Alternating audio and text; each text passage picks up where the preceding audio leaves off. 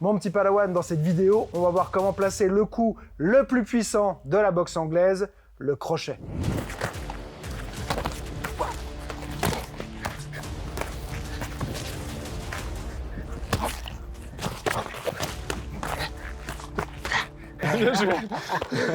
Pour m'assister, Stéphane, le coach de boxe anglaise de Neuros, coach aussi de préparation physique et tout ça.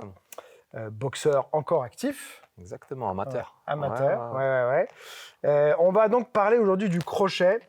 Donc, il y a déjà un peu le débat, j'ai déjà fait une vidéo là-dessus sur pouce vers le haut, pouce vers l'intérieur, ou ce qu'on peut appeler la position neutre et la position en pronation. Les deux se font. Il y a, je pense, une préférence personnelle déjà. Ça va être un peu aussi ta structure, peut-être, tu vois, musculaire, ton anatomie qui va favoriser plus l'un ou l'autre. Et il y a aussi, je pense, des situations où on va pouvoir placer plus l'un que l'autre, où il y en a un qui sera, on va dire, peut-être plus intéressant ou mieux à placer en fonction de la situation. Yes. Toi, je sais que toi, tu es plutôt team... Plutôt pronation. Plutôt pronation, toi. Plutôt pronation. Après, c'est de l'apprentissage aussi, en fonction des écoles. Si on me l'a appris comme ça dès le début. Oui, souvent, ce qu'on sait déjà faire, on trouve ça mieux parce que on l'a déjà en magasin et ça sort plus facilement. Quoi. Mais anatomie aussi, j'ai des longs segments, donc on va le voir, j'imagine. Après, en fait, voilà, déjà, ce qu'on peut dire, c'est que le crochet... Souvent, on l'apprend très académiquement, plutôt des crochets serrés, avec un beau pivot, machin et tout. Puis quand on observe les combats, c'est pas trop ce qui se passe. Moi, j'ai re-regardé encore un peu des combats avec des crochets, machin et tout ça. Je l'avais déjà fait quand j'avais fait ma vidéo sur le débat, justement, pouce vers le haut ou pouce vers l'intérieur. En fait, déjà, il n'y en a pas souvent des vrais crochets courts comme ça. Il y en a qui vont dire que c'est un éducatif d'apprendre le pivot comme ça. Mais qu'en pratique, tu auras plus de puissance en gardant ton pied planté dans le sol et générer quand même ta rotation hanche, épaule, mais que lever le talon, ça va faire une perte de puissance. Exactement. Toi, je sais pas comment tu te sens sur ça. Ouais, carrément. Le fait de trop tourner, c'est plus pédagogique, le fait de l'apprendre comme ça pour réaliser la rotation de la hanche et le transfert de poids. Mais de base, il y a une perte de puissance. Je pense qu'on me l'avait appris comme ça aussi. Une perte de puissance. Donc, une des choses, je trouve, qui est intéressante, c'est ce qu'on fait un peu tous les deux aussi des fois dans nos cours, c'est le travail de rotation du corps comme ça, les bras ballants, vraiment inertes, pour sentir comment générer du mouvement dans ses bras par la rotation du corps. Et c'est ça après qu'on va faire dans les crochets. Et ça, c'est un truc aussi que je vois. Alors, il y a différents styles de boxeurs. Il y a les boxeurs plus style Tyson, c'est très en force quelque part, c'est-à-dire une bonne contraction musculaire, on voit qu'il y a de la puissance mais musculaire, tu vois. Et tu as un peu tout l'âge d'or pour moi de la boxe, les Sugar Ray, Léonard, les Thomas Hearns, Roberto Duran, tout ça, Hagler, qui sont plus sur du balistique, un peu du lancer comme ça. Bien sûr, tu vois. Et déjà, donc il y a un peu ces deux écoles-là. Je trouve que apprendre à lancer ses frappes, ça va donner un accès à la puissance à plus de monde. Parce que l'autre, c'est très puissance vraiment pure, brute. Et si tu ne l'as pas, tu n'arriveras pas à générer de la puissance comme ça. Tu vois. Ou du moins, tu seras vite limité. Avec le côté lancé, tu vas pouvoir générer plus de force. Après, là, ce que je voulais dire, en fait, c'est que déjà, d'un point de vue biomécanique, le crochet, pour bien l'envoyer, souvent, il faut le préparer. Et pour le préparer, on va en général passer l'épaule opposée devant. C'est-à-dire, si je veux envoyer mon crochet de l'avant, je peux essayer de l'envoyer d'ici, mais ce sera toujours moins puissant que si d'abord j'ai pu, d'une manière ou d'une autre, que ce soit par une feinte ou par une frappe, me retrouver à avoir l'autre épaule d'abord devant et ensuite envoyer. C'est ça. Je sais pas ce que tu en penses. Complètement, j'appelle ça charger la jambe. Tu charges la jambe et tu utilises l'impulsion ensuite du pied pour générer de la puissance. C'est ça. Tout vient finalement des jambes. Et après que tu tournes ou pas le pied. Parce que de toute façon, si tu mets de la vitesse et en situation de combat, tu ne vas pas tourner les pieds à chaque fois. Non, mais tu n'as pas le temps. Donc tu n'as pas le temps. Puis vraiment, quand tu regardes les combats, de temps en temps, on voit un petit pivot, mais franchement, c'est assez rare. Au niveau, je pense, professionnel même, ils tournent le moins les pieds, en fait. C'est au début, on apprend ça en éducatif pour comprendre. Mais c'est vrai qu'on a du mal à s'en défaire. C'est vrai. Comme on t'apprend ça, on dit c'est ce qu'il faut faire. Exactement. Le problème, c'est qu'on t'apprend ça et après, on te dit pas Non, mais maintenant, c'est bon. Tu vois, je trouve qu'on te le dit pas en général. On le dit ici. On essaie de le dire. Moi, je leur dis souvent, je leur dis, vous avez l'option de juste tourner au niveau des hanches et de l'épaule sans tourner ça. Mais dans les échauffements, je vais leur faire des travaux de pivot et tout. C'est clair. Parce que ça apprend vraiment à avoir ce pivot-là. Du coup, ce côté de il faut aller charger, il va falloir l'amener de manière intelligente. Et ça va aussi nous dire un peu quel type d'enchaînement va être intéressant pour le crochet avant ou pour le crochet arrière. Donc là, première chose, ça va être que ce soit avec un jab, un cross ou un direct du bras arrière, parce que sinon... Là, ça m'a permis de passer cette épaule-là. Boum! Donc je vais pouvoir envoyer mon crochet avec plus de puissance et d'aisance, d'accord? Donc, si on veut envoyer un bon crochet de l'avant, souvent, ça va être bien d'avoir d'abord, juste avant, le bras arrière, pour ensuite venir envoyer son crochet de l'avant. Okay, pensez à avoir menton rentré ici, épaule engagée pour faire participer le trapèze aussi, boum, et toujours ce pivot là, bam, Le détail aussi important que j'essaie de répéter tout le temps, c'est toujours essayer de cibler avec les deux premières phalanges. D'accord, j'en vois moi souvent qui se font, comme on fait des cours au sac ici, il y en a qui des fois frappent fort sur le sac mais sont pas encore prêts techniquement, et il y en a qui se font mal au poignet. Parce que si tu frappes sur la dernière phalange, ton poignet il a tendance à partir, tu vois.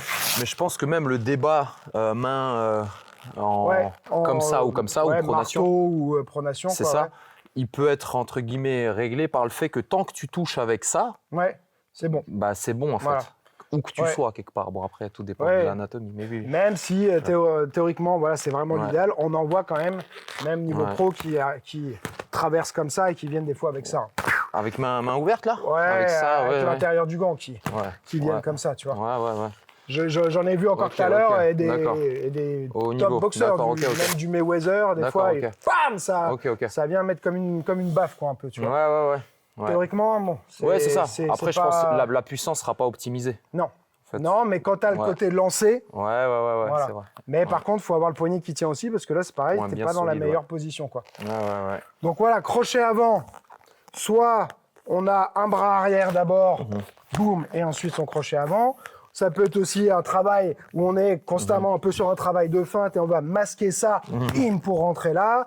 Ça peut être une entrée où on vient se rapprocher en rotative, là, boum, et rentrer là, d'accord? Mais là, on arrive vraiment sur ce crochet quand même assez court, qui, je trouve, est vraiment un truc d'école. Moi, j'en vois très, très peu.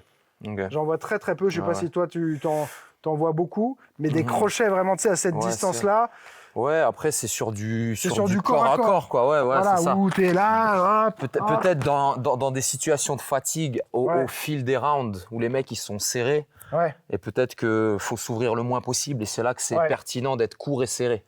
Mais sinon... Voilà, si t'as pas quelqu'un qui accepte le corps à corps, il va y avoir très peu de crochets comme ça, quoi. Oui.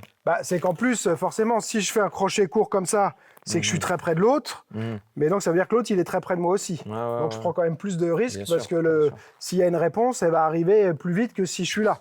D'accord. Donc des fois, si j'ai fait un crochet d'ici, s'il y a une réponse, j'aurai plus le temps de la voir venir que si je suis venu me mettre là et que là, il répond. Donc je pense que ça peut expliquer aussi le fait qu'il y en a moins qui font ça. C'est que le risque, au final, même si on est plus fermé, plus protégé, on est aussi beaucoup plus près de l'autre et donc on a moins de temps de réaction, tu vois. Donc ça, c'est pour le crochet du bras avant. On va voir d'autres choses après, mais déjà, on fait un peu un topo.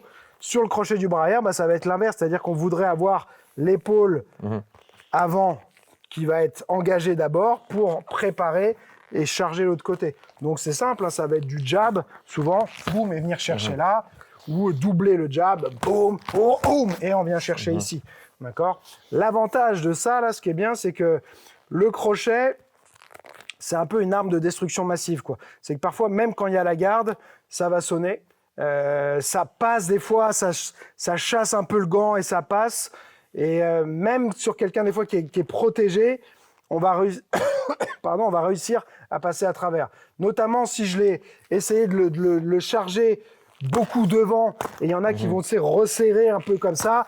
Et là, ici, des fois, on va réussir à avoir l'ouverture parce que tout le monde va pas avoir cette garde-là. Quand on attaque de face, il y en a qui vont venir resserrer devant. et forcément, ça ouvre sur les côtés. D'accord? Donc, de bien venir travailler, pas ici, et venir chercher son crochet. Belle rotation. Pour le coup, là, en général, il va falloir lever le talon si on va avoir une vraie rotation. Si derrière, ça ne tourne pas, on est très limité dans sa rotation de hanche. D'accord? Donc là, je pense que tu seras d'accord avec moi. Là, tu n'as pas le choix, il faut pivoter. Quoi. Ouais, c'est sûr.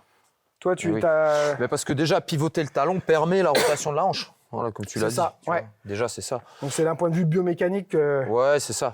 Et ça ajoute une petite impulsion. Après, il y en a qui mettent en plus. Ils vont ravancer un peu le pied. En fonction d'où on est. Si on avance, si tu es en déplacement, forcément. Ouais. Tu as le un pas un coup. Si tu te déplaces, quoi. Ouais. C'est ça, c'est ce que moi j'appelle ça le un pas un coup. C'est j'envoie la jambe avant sur le jab et la jambe arrière, par exemple sur le crochet ici, d'accord. Je vais pas faire un saut avec les deux appuis et ensuite sur place. Ce sera moins puissant que de faire boum, deux et de synchroniser du coup chaque déplacement de chaque appui avec une frappe. Ouais, complètement. Et moi, il y a sur le crochet arrière, donc c'est une frappe que je trouve très puissante et très utile, mais que j'enseigne plus tard, tu vois. Je sais pas toi comment t'es là-dessus, mais je trouve que tu rentres vite dans le côté bourrin. Ouais, exactement. Tu vois, les gens, ils vont faire, c'est la patate de forain, un peu le crochet arrière. Et on se découvre beaucoup, tu vois, sur un crochet arrière, c'est puissant, mais tu as quand même toute une phase où ta tête, elle va passer devant les points de l'autre la plupart du temps. Tu vois, donc je sais pas toi comment t'es sur... Après, je pense que enseigner tous les coups avec des trajectoires optimales, enfin dans tous les cas, même le crochet arrière, c'est pour ça qu'il est difficile à donner en puissance en restant fermé. En maintenant la biomécanique surtout en fermée, plus, il faut petite, que ça arrive courte. de l'extérieur, tu vois. Donc moi, je suis là, tu vas être tu vas là, être obligé forcément, d'ouvrir. surtout, c'est clair. C'est un coup plus pour faire mal, un coup plus bourrin, quoi. Parce que je vois que, tu sais, toi, souvent, même ton crochet d'avant, tu le fais très court comme ça, mais comment tu fais pour faire ça? Loin. Vu que moi, ma tête est là. Donc, tu peux pas partir de là. Tu es obligé d'arriver d'ici pour me... Tu fais un genre, ça va une esquive. Ça va tu être fais par ton déplacement par que le tu te mets là et ensuite tu fais ça. C'est ça. Après, moi, je travaillais rarement en première intention en crochet. Plus de loin. Ce serait plus de loin ou en déplacement. Mais c'est rare que je rentre en crochet avant en premier. Tu vois, j'ai d'abord le jab et tu masques ton mouvement à travers un jab. Ou le bras arrière, comme tu l'as dit. Parce que toi, comme tu es le plus longiligne, tu n'as pas nécessairement intérêt à venir te coller à l'autre. C'est ça. Quand on est un peu plus ramassé comme moi, souvent on est là et en fait, il faut passer cette barrière. Et souvent, je vais venir le chercher un peu en gazelle, tu vois. Bien sûr. Parce qu'après, il y a le gazelle. Le gazelle, le mouvement des épaules dont on parlait, il est compris dedans. C'est-à-dire souvent sur le gazelle, on va faire comme une rotative qu'on n'est pas obligé de faire complète, mais il faut qu'il y ait ça. Et de là, je pousse et je chasse. Boum, et je rentre là-dessus. D'accord. Et je mets mon corps en rotation. D'accord. C'est comme un saut, quoi. Ouais, c'est vraiment un saut. T'es là, tu travailles, tu vois que tu n'arrives pas à rentrer. Boum, tu rentres ici. D'accord. C'est une prise de risque. Tu peux te manger quelque chose en rentrant. Si c'est lu, Mais le truc, c'est que comme il y a le saut, il y a tout le corps. Tu vois, c'est puissant. Là où je tourne, là il y a un saut qui m'emmène tout par là-bas comme ça, tu vois. Et de toute façon, le crochet avant, il reste toujours, il surprend forcément. Parce que tu attends beaucoup de trajectoires directes et quand on vient te cueillir en crochet, pour quelqu'un qui travaille vraiment en ligne beaucoup, c'est pas plus tard que ce midi, là, c'était au cours de kick, mais j'ai fait travailler la distinction entre tu m'attaques en jab ou tu m'attaques en crochet. Et ben en fait, tu es là, c'est voilà, tu vois, là, par exemple, bien sûr, je vois parce que des fois tu as le départ qui fait ça et après ça part en crochet. Et en fait, d'un seul coup, on se dit waouh, en fait c'est beaucoup plus dur que ce qu'on croit d'avoir une bonne lecture entre un bras avant en jab donc ou un crochet du bras avant. Et c'est pour ça sur le sujet des sparring, je vous voyez, déjà, vous n'arrivez pas à faire ça. Vous n'avez que 2 possibilités et vous n'y arrivez pas. Donc, dans un sparring, il y aura toutes les possibilités. Et quand tu es en pied-point, en plus, il y a encore plus de possibilités. Bien sûr.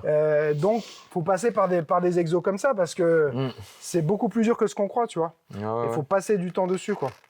Donc là, on a vu, côté offensif. Donc, on va pouvoir l'amener de plusieurs manières différentes. Le double jab, bam, bam, il va permettre donc d'envoyer le crochet de l'arrière, mais je peux très bien faire un double jab et de là envoyer mon direct de l'arrière pour suivre ensuite le crochet de l'avant. Notamment si j'ai de la distance à couvrir, j'ai quelqu'un voilà, qui est plus grand, mon double jab il va me permettre de venir me rapprocher. D'accord? Parce que bah, voilà, lui il est grand, je vais avoir du mal à rentrer. Des fois sur un jab tourné ou même sur un jab cross, je vais peut-être être encore un peu loin. D'accord? Donc le faire jab, cross, crochet, ça va me permettre de venir casser la distance. Ok? Toi, donc tu disais que tu as du mal à... Enfin, pas que tu as du mal, mais que tu fais pas beaucoup en première attaque. Ouais, j'utilise rarement en première attaque le crochet avant. Tu l'amènes comment, toi, ton crochet? Il peut s'amener avec une feinte. Feinte du bras avant et derrière avec le crochet. Boum, voilà. Ou alors, moi, en contre sur le reculoir. Ouais. Quand ça rentre, avec peut-être un side step, un pas. Ou alors juste pour maintenir la distance, pour pas toujours... travailler là, pour des fois. Voilà. Si j'avance sur toi, je maintiens de loin. Un peu comme un check hook. Ouais, c'est ça, pour changer les trajectoires de coups et pour maintenir à distance à travers des trajectoires différentes. Et tu vas venir sortir ici. Ça. Là, ça c'est avec le déplacement. Ouais, c'est ça. Voilà, derrière, tac, tac, tac. Voilà, là, voilà. C'est ça. Et après, si on veut faire mal, on rentre en esquive et on le charge. Boum. Ouais. Voilà, c'est ça. Ouais. Justement, c'est ça qui est bien avec le crochet avant, c'est qu'il s'utilise aussi bien en défensif. C'est-à-dire qu'il y a beaucoup de frappes qui sont plus dures à faire de manière efficace en reculant, mais le crochet de l'avant, il reste efficace, surtout si on est sur le lancer. Ouais. C'est-à-dire que si il me rentre dedans, je suis en train de reculer, voilà, je vais pouvoir essayer de le mettre avec quand même de la puissance, parce que je vais pouvoir reculer et tourner. D'accord? Et il y en a même qui le font... avec un vrai pas par ici, qui viennent le faire comme ça, et cherchent à emmener l'autre en fait. Boum. Et là, tu rajoutes de la puissance. Ouais. J'avais vu un style comme ça qui piégeait beaucoup les gens, ils partaient par là, et tout le temps ils venaient à chaque fois essayer de faire ça. Mais c'était vraiment en partant, tu vois. Bon, c'est pour quelqu'un qui te charge, il faut que ce soit quelqu'un qui s'engage un peu, tu vois. Mais voilà, ça va être une frappe qui peut être vraiment efficace, et on a vu des KO sur des crochets d'avant. Sur le reculoir. Voilà, sur le reculoir. Même sur un direct, en vrai. Hein. Tu peux esquiver, mais essayer de chercher. Là. C'est ça. Ça fonctionne aussi bien. Tu passes au-dessus. Et c'est ça, on peut se dire que c'est une trajectoire directe contre une trajectoire circulaire, mais en vrai, avec le timing d'être là, et envoyer en même temps, après, je vais pouvoir remonter. Super. Boum. Donc, ça, c'est un concept moi, que j'aime bien faire aussi, qu'on n'utilise pas souvent, mais venant d'un style là, qui s'appelle le Wing Chun, où c'est un concept qui est beaucoup utilisé, c'est le contre simultané. Tu vois, c'est par exemple, tu veux m'envoyer un jab, je vais envoyer un jab en même temps. Tu veux envoyer un jab, je vais tout le temps, dès que tu attaques, au lieu de faire un temps de je réponds, je bloque, je remets, dès que je te vois bouger, j'essaie de faire quelque chose, pour pas en fait tu puisses développer tes enchaînements. Bien sûr.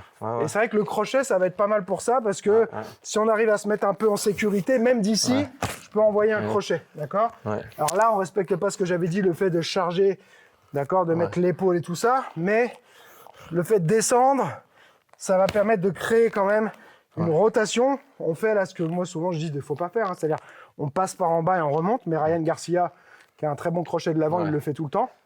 Alors, il s'est fait contrer aussi, hein, ça comporte un risque, mais ça lui permet de rajouter de la vitesse et de la puissance dans son crochet. Parce que là, j'ai moins de distance, donc j'ai moins le temps d'aller vite des fois qu'en faisant ça. Avec le petit. Avec le petit. Du coup, sur ce genre de jab là, je vais pouvoir essayer de venir chercher, cueillir sur ça. Mais celui-là, c'est intéressant de le faire en un temps. Comme vraiment en un temps, vraiment en un temps. Boum, je viens. Ici, là, tu vois. Boum. Ici. Ici, tu vois, vraiment sur. Voilà. Et souvent, après, je suis bien découvert. C'est ça, tu peux remonter derrière. C'est ça, sur un temps. Mais c'est vrai que moi, ça m'arrive de faire sur un jab et deux. Là, c'est en deux temps, mais boum. Boum. Et après, tu reviens chercher. Tu vois. Hop. L'autre, il sent rapidement le danger, en fait. Bien sûr. Parce que c'est facile, quand tu as un bon jab, tu es en confiance avec ton jab, t'envoies. Mais si à chaque fois que t'envoies, il y a un gros crochet qui arrive, et le ratio de puissance n'est pas le même. C'est-à-dire que c'est plus, en général, on n'a pas envie de prendre un crochet, on n'a pas envie de prendre un jab non plus, mais on a un peu moins peur d'un jab que d'un crochet. Il y a des gens qui sont très forts sur les jabs et qui font très mal, hein, mais si à chaque fois que tu envoies ton jab, boum, il y a ça, puis ça s'il y a un peu de puissance, ça déstabilise, tu vois. Quand il envoie son jab là, là, ça l'envoie momentanément par là. Moi, ça va me donner des ouvertures, d'accord. Ou ça peut être un uppercut derrière ou quoi. Mais ça le stoppe dans son élan. Et toi, je sais pas si tu arrives à le placer, ça ou pas. Les contres directs. T'as pas trop travaillé dessus? Non, pas énormément. Je le fais beaucoup travailler parce que ça fait partie de la palette, de la gamme entre guillemets du boxeur. Après, moi, j'essaye sur le bras arrière beaucoup plus vu que je suis grand. Je suis plus en hauteur. Je passe au-dessus, le cross du bras arrière plus. Voilà. Après, il se fait bien sûr. Là, juste décaler la tête. Le contre du bras avant, je le fais pas énorme sur le crochet. Crochet. Par contre, le bras arrière, oui, en cross. Tu passes au-dessus du jab, avec l'autre bras. Tu vois. Mais j'ai toujours cette sensation de vachement m'ouvrir quand j'envoie à l'arrière. Ouais. Mais moi, étrangement, je vais faire plutôt bras avant, et bras arrière. Ok. Oui, je vois ce que tu veux dire là, sur le bras arrière. Chercher là, bien sûr. Pour me mettre à l'extérieur. Ouais. Parce que le fait, si tu me fais un bras avant, et tu bras arrière, ça me demande de me mettre à l'intérieur. Ouais. Et ça marche, hein. Quand tu as le bon timing et tout, mais je vois quand même ma tête, tu vois, quand je suis là, qui est en face de ton point, quoi. Mais souvent, si tu touches, toi, si tu l'as fait au bon timing, moi, j'ai pas le temps de rentrer main droite. Je suis touché. En fait, c'est ça, en fait. Tu vois, je suis touché. Tu vas partir en overhand un peu souvent sur ça. Ouais, c'est ça. C'est ça. C'est ça, ça c'est le contre du bras arrière, mais il l'appelle justement le cross académiquement. Le vrai cross, en France en tout cas, en France. Il l'appelle celui-là, c'est le contre direct du bras arrière. Parce que pour moi, c'était quand même un direct, mais tu viens croiser comme ça. Ouais, mais tu lèves un peu le coude quand même. Tu passes un peu. Donc, c'est entre un direct et un crochet quelque part. Ouais, c'est ça. Tu viens passer au-dessus. Mais après, en termes de taille et autres, tu vois, moi, j'ai plus d'avantages. Moi, parce que je suis plongeant là. C'est facile. Je suis d'en haut. Ceux qui sont plus grands, c'est plus dur. Ça va être du overhand pour moi. Voilà, exactement. Si je veux, parce que ça, il y a un truc, les petits, ils arrivent à mettre des KO avec ça. Ils sont là, ils avancent en faisant mais ça, des overhand comme ça, où tu fais la boule, et tu viens chercher ça. Et il y a beaucoup de grands qui se font mettre KO par des petits à cause de ça. Souvent, quand il y a un KO d'un petit sur un grand, il y a souvent un overhand dans l'histoire.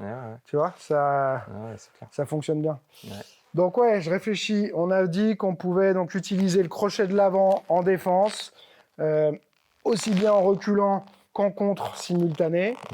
Sur le crochet de l'arrière, un peu plus de prudence parce qu'on s'ouvre quand même plus. Et oui, il y avait ça. Donc un peu sur les moments où on va utiliser plutôt pouce vers le haut ou pouce vers l'intérieur, c'est que si lui il a une bonne garde ici, il y a des moments en fait, on va se mettre dans l'autre sens plus pour le bras avant.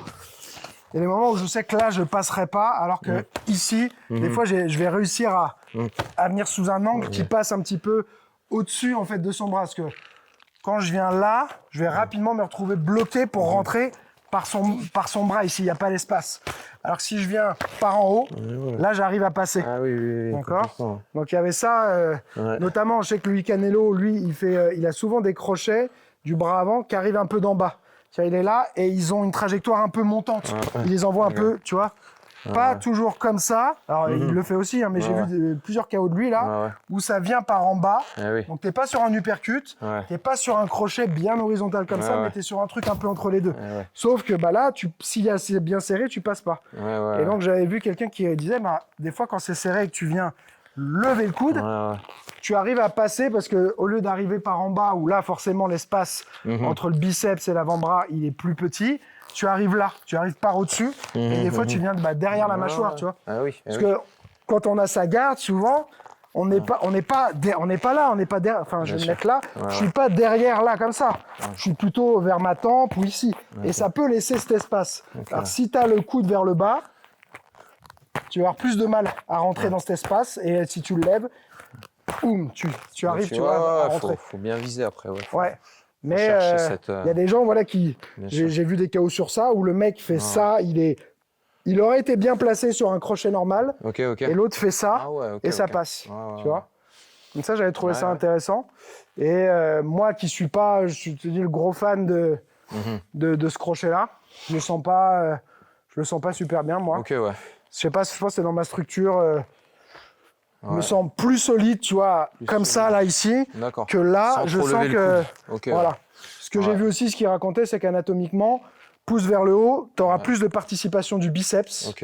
Tu vois, et là, un peu plus du triceps. Tu vois. D'accord. Mais il disait que souvent, pourtant, ce qui n'est pas le cas, mais que on avait plus de puissance avec la participation du biceps que du triceps. D'accord, ok. Pourtant, pour moi, le triceps aurait tendance à être plus puissant qu'un biceps, peut-être, mais...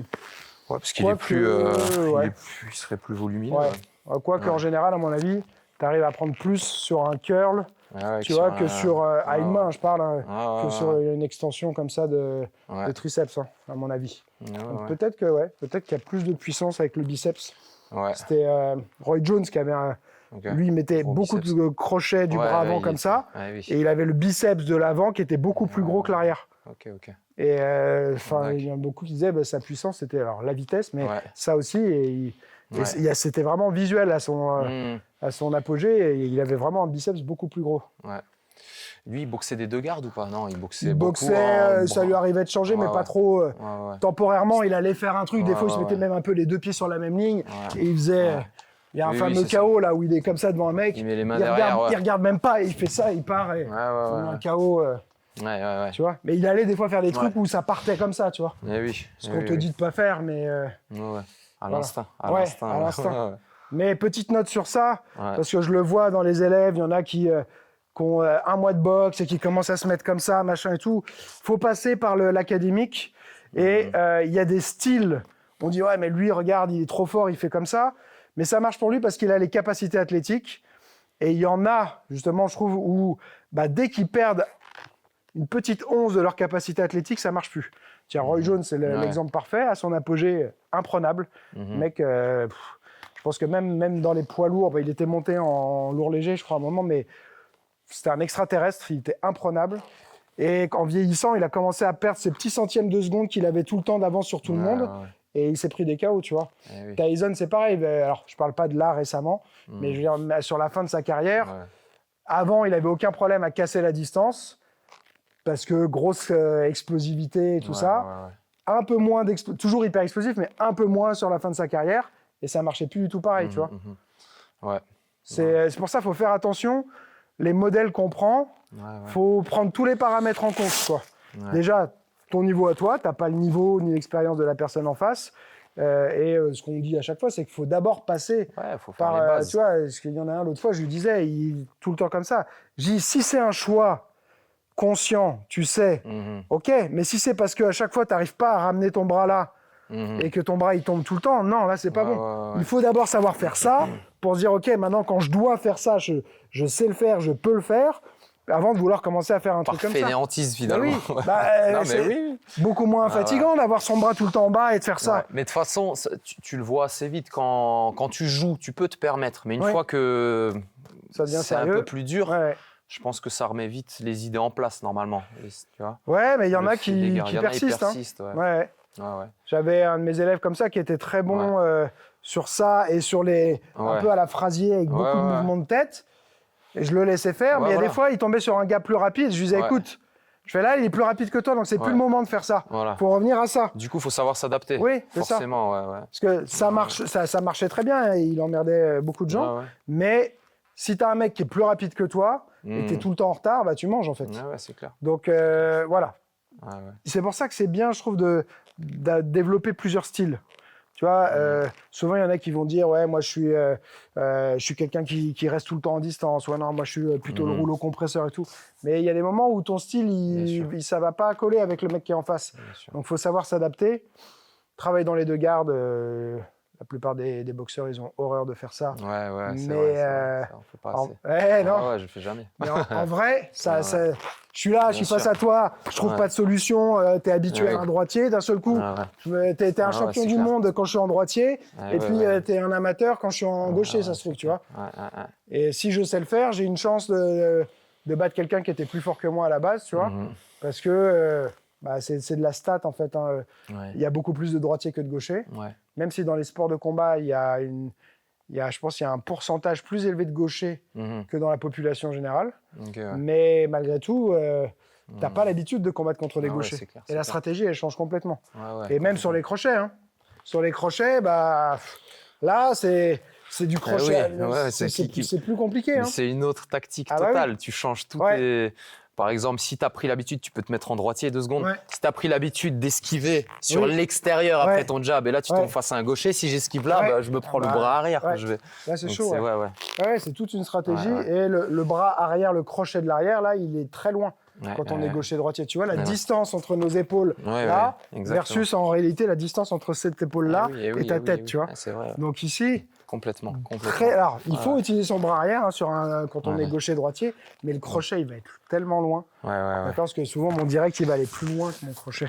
Là, je vais être au bout, d'accord. Donc, ça va me demander de me rapprocher énormément. C'est clair. Donc, je réfléchis si j'ai dit à peu près tout ce que je voulais dire. Après, bien sûr, on l'a vu en compte simultané et tout, mais tout simplement aussi, même sur... si lui me fait un crochet de l'avant que je bloque, boum, la réponse du côté opposé ici, venir le doubler, le tripler en changeant de niveau. Okay. Après, ce qui se fait moins souvent, c'est d'aller répondre du côté où il l'attaque. C'est-à-dire que là, je le prends, mais je viens rentrer. Boum, ici. Mais encore une fois, dès que j'envoie l'arrière, je suis quand même exposé. D'accord, donc il faut faire attention à ça. Mais ça peut être le money shot, comme ils disent. C'est je te laisse venir, je le mange et je viens chercher à travers ces deux dents. Ouais. Après, moi, je pense qu'il faut chercher des trajectoires courtes comme ça à mi-distance. Envoie-moi l'avant, boum. Tu vois. Boum. Si j'arrive à derrière tout de suite, court et serré. Et après, ça se fait avec vraiment la rotation aussi totale. Moi, souvent, je remise en direct comme ça du côté de l'attaque. Mais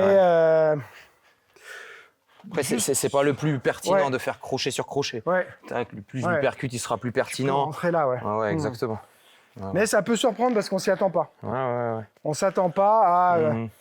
parce que le classique, c'est que tu m'envoies un crochet et je vais te répondre avec l'autre bras, bien sûr. Alors que si cette fois je fais ça et je viens te chercher là, bien sûr. Ça peut, ça peut surprendre. Bien sûr. Ce qui se fait moins aussi, forcément, ça surprend. Donc voilà, on a fait un petit topo sur ça.